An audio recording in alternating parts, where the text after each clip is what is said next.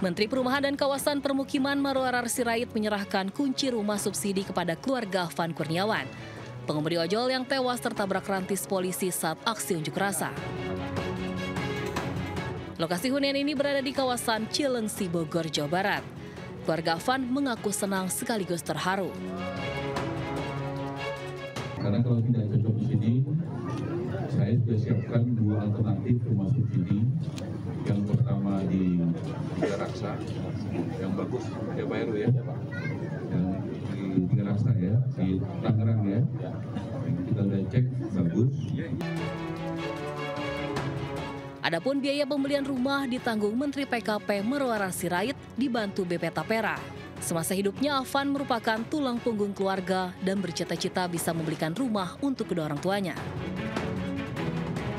Dari Bogor, Jawa Barat, Cahyat Supriyatna, iNews melaporkan.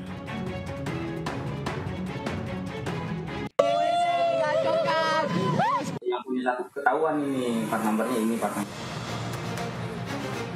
Jam tangan mewah milik mantan Wakil Ketua Komisi 3 DPR RI Ahmad Sahroni yang sebelumnya dijarah pada Sabtu kemarin akhirnya dikembalikan. Proses pengembalian dilakukan secara mediasi di kediaman orang tua remaja yang diduga mengambil jam tangan mewah itu. Jam tangan diserahkan langsung kepada pihak Ahmad Sahroni, yakni Imamuddin, disaksikan Ketua RT dan Ketua RW setempat. Orang tua remaja pengambil jam tangan yang namanya disamarkan sebagai kakak ini menyesal dan memohon maaf karena ketidaktahuan anaknya yang masih di bawah umur. Orang tua menyebut anaknya ikut-ikutan dalam aksi penjarahan yang terjadi pada rumah Sahroni pada Sabtu 30 Agustus lalu. Sampai viral itu karena ada yang bikin vlogger dan dia menyebutkan dapat jam nih, dapat jam. Dia tuh nggak tahu Kak, jam itu merek apa, jam itu nanti kedetek dengan harganya segitu fantastis gitu kan. Jadinya dia tuh nggak nyangka seakan jadi seviral ini. Orang tua remaja tersebut juga mengaku usai mengetahui anaknya membawa pulang jam tangan Richard Mille Limited Edition senilai 11 miliar rupiah. Pihaknya langsung berkomunikasi dengan RT dan RW setempat agar barang mewah itu dapat dikembalikan kepada pemiliknya. Dari Jakarta, Dilami Aulia, Laksana iNews melaporkan.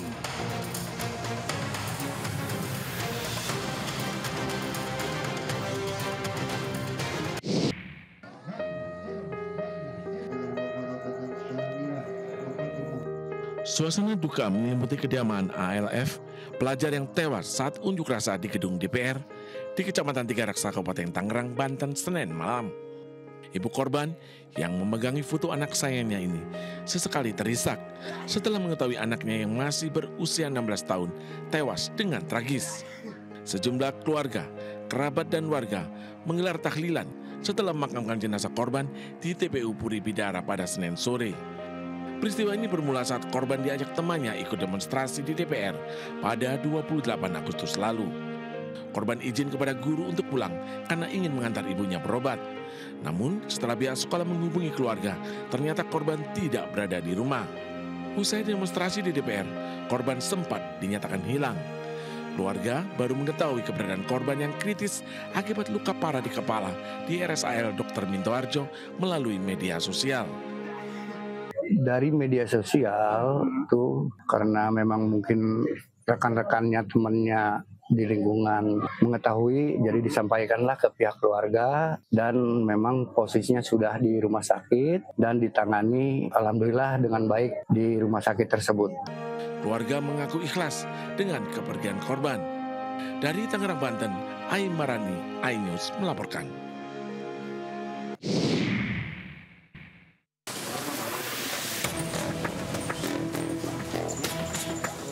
Suasana duka menyelimuti kediaman almarhum Iko Julian Junior, mahasiswa Fakultas Universitas Negeri Semarang di Kecamatan Ngalian, Semarang, Jawa Tengah. Sejumlah keluarga dan kerabat terlihat berdatangan ke rumah almarhum. Meski polisi menyatakan Iko Julian Junior meninggal karena kecelakaan, kuasa hukum korban menemukan kejanggalan. Keluarga menemukan adanya sejumlah luka di tubuh korban. Informasi yang masuk ke kita dari beberapa rekan-rekan dan yang lain, bahwa penyebab dari almarhum meninggal itu karena kecelakaan ya. Tapi ada juga beberapa informasi kami yang masuk, itu ada luka di limpahnya. Iko sebelumnya berpamitan kepada ibunya pergi ke kampus Sabtu sore. Namun Iko malah diantar personel Brimob dalam kondisi babak belur ke RSUP Dr. Karyadi Minggu siang. Dokter menyatakan Iko mengalami kerusakan limpa dan pendarahan hebat. Meski telah menjalani operasi, kondisinya terus memburuk hingga akhirnya meninggal dunia. Dari Semarang, Jawa Tengah, Wisnu Wardana, iNews melaporkan.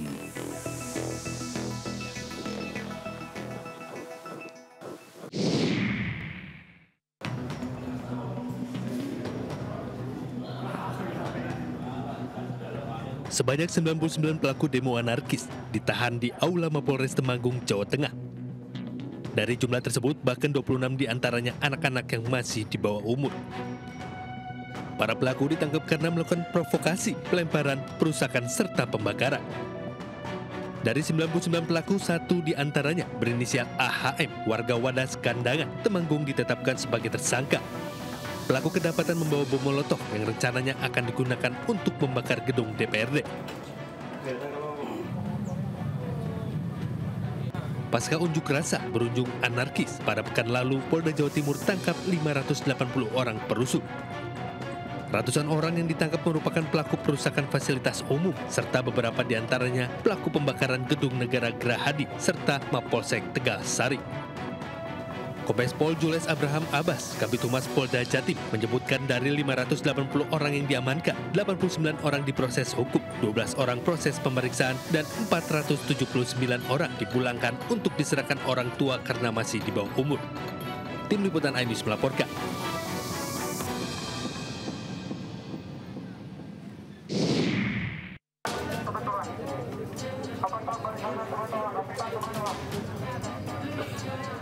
Ratusan mahasiswa dari Aliansi BEM Subang berunjuk rasa ke Mapolres Subang dan gedung DPRD Subang. Namun, aksi damai tersebut hendak disusupi oleh provokator yang akan melakukan tindakan anarkis. Petugas mengamankan 129 terduga provokator yang terungkap mereka berencana akan melakukan pembakaran di lokasi unjuk rasa. Bahkan di sekitar lokasi unjuk rasa, tiba-tiba ada penjual bensin dadakan. Ironisnya, 90 orang diantaranya merupakan pelajar dan 30 lainnya anak di bawah umur. Dari hasil patroli diamankan sejumlah 129 orang, ya, baik itu di titik kumpul sekitar lokasi unjuk rasa, di sekitaran kantor pemerintahan daerah dan kantor DPRD Kabupaten Subang. Polisi menyita barang bukti berupa 15 unit sepeda motor, 2 kaleng cat semprot, 33 handphone, 6 pasta gigi, bukti percakapan WhatsApp yang mengajak tindakan anarkis dan provokasi. Polisi mengimbau kepada masyarakat agar tidak terprovokasi dan terpancing provokator.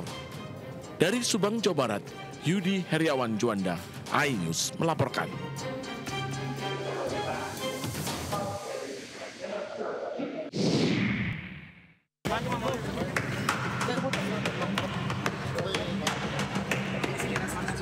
Seorang pelajar SMA berinisial AR, usia 16 tahun diamankan aparat kepolisian di tengah aksi unjuk rasa di depan Mapolres Pangkep. Alasannya, polisi menemukan sebilah celurit, 6 buah anak panah atau busur, serta ketapel. Dinilai membahayakan, pelajar ini kemudian diamankan ke dalam kantor polisi. Petugas akan mendalami motif kepemilikan senjata tajam yang ditemukan. Anggota kepolisian langsung memeriksa dan membawa anak tersebut masuk ke dalam Mapolres Pangkep untuk dilakukan pemeriksaan. Kalau untuk motif sampai saat ini kita belum mengetahui karena yang bersangkutan masih dilakukan pemeriksaan. Sebelumnya ratusan mahasiswa dari berbagai organisasi turun ke jalan menyuarakan isu yang mereka sebut Indonesia Darurat Demokrasi. Aksi pun berlanjut hingga ke gedung DPRD Pangkep hingga sempat memblokade jalan Trans Sulawesi dengan menghentikan sebuah truk untuk dijadikan panggung orasi. Mahasiswa mengajukan 11 tuntutan, mulai dari penolakan kenaikan PBB dan iuran BPJS, desakan pengesahan RUU perampasan aset, hingga transparansi CSR PT Semen Tonasa. Dari Kabupaten Pangkep, Sulawesi Selatan, Udin Syahrudin, iNews melaporkan.